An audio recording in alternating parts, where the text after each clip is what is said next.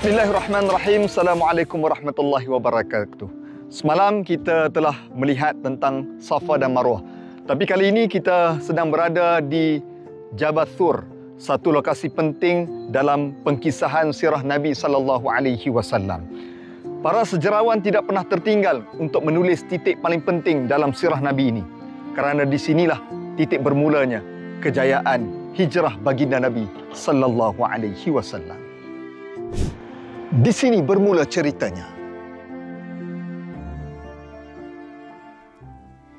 Ketika Rasulullah SAW dan Saidina Abu Bakar As-Siddiq dalam perjalanan hijrah ke Madinah, mereka bersembunyi di Gua Thur selama 3 hari.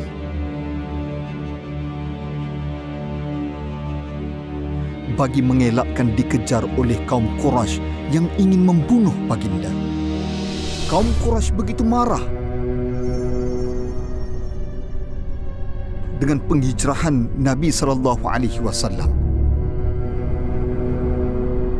Mereka mengerahkan pasukan untuk mencari dan membunuh baginda. Tangkap Muhammad. Siapa yang berjaya membunuh Muhammad, kami hadiahkan mereka emas.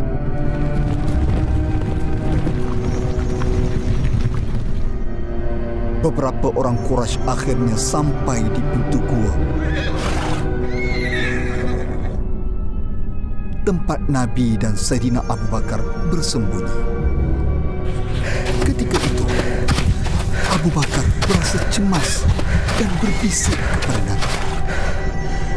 Ya Rasulullah, jika mereka hanya menundukkan sedikit kepala sahaja, pasti mereka akan melihat kita.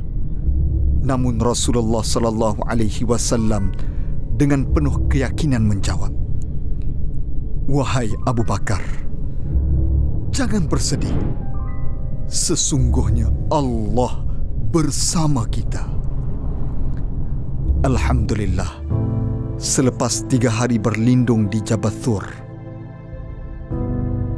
Nabi dan Saidina Abu Bakar selamat dan keluar daripada gua, berangkat menuju ke Madinah melalui jalan persisiran pantai.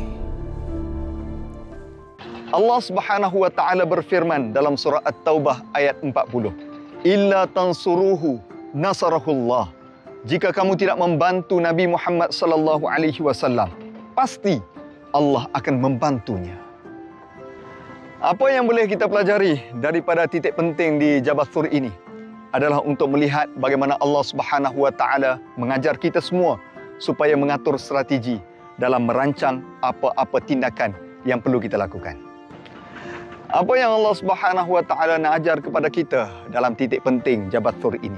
Pertama, dalam kita melakukan sesuatu perlu ada perancangan yang strategi. Bagaimana Nabi SAW telah mengatur hijrah Nabi dengan penuh strategi. Berlindung selama 3 hari di Jabal Thur, memilih jalan pesisiran pantai sebelum menuju ke kota cahaya Madinah Al-Munawwarah. Yang kedua, Allah Subhanahu wa taala mengajarkan kepada kita tentang pengorbanan. Nabi SAW berkorban meninggalkan kampung halaman yang tercinta untuk berhijrah mencari kejayaan di Madinah. Begitu juga dengan Saidina Abu Bakar As-Siddiq, berkorban meninggal kampung halaman, dikerahkan ahli keluarganya untuk mengintip, menghantar maklumat, menyediakan makanan. Pengorbanan ini merupakan salah satu ramuan kejayaan. Oleh kerana itu, strategi dan juga pengorbanan adalah rahsia kejayaan hijrah Nabi SAW. Saidina Ali pernah mengungkapkan, kebenaran yang tidak terancang akan dikalahkan dengan kebatilan yang terancang. Ikuti perjalanan seterusnya dalam Rihlah Haramain pada esok hari.